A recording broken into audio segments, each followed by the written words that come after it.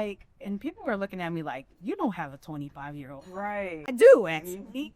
But just like, I think 2024, like summer of 2024, going into the beginning of the new year was like very much a lot for me. Like finances, kids, like a lot of things were going on with my oldest two sons, and like in a season of like, well, for me, it's kind of like dating back, going to first becoming a mom. When you become a mom, you, not that you don't matter, but you have, like, you're not first anymore. So since 18, I've had a responsibility for other people's lives. Now 3 kids, because I have 3 sons at this point.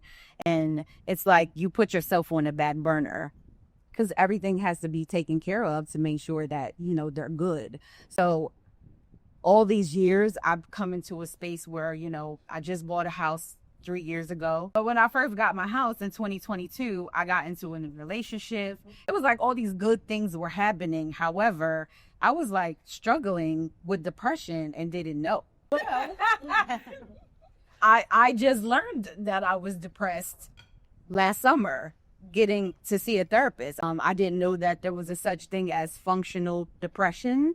I thought people who were depressed literally like lay in the bed all day, crying, can't do nothing, don't function. I'm going, thinking I'm fine, but in reality, I was struggling like with a lot. So I had some like trauma that I had PTSD from, and also being overstimulated. So I felt overwhelmed, but having the term overstimulated explained to me, meaning you put a lot on yourself, you put a lot on your plate, you're trying to take care of everybody and do all the things.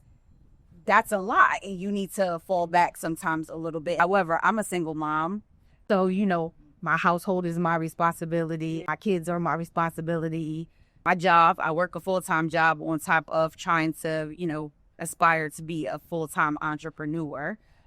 So, you know, I'm stretched thin. And then, of course, buying a house is a whole nother ball game in itself. So there's, you know, the stress of that. And then, you know, everything wasn't 100% with the house when I got it. So learning the responsibilities of being a homeowner. Yeah, so it was a lot going on. And then getting into a new relationship at the same time, and then trying to be all you could be to that person as well. It's just like, eventually I just kind of like tank a little bit. But suffering in silence, and I kind of feel like I still do a little bit. I think as women, we do that all the time. I don't know why we do it.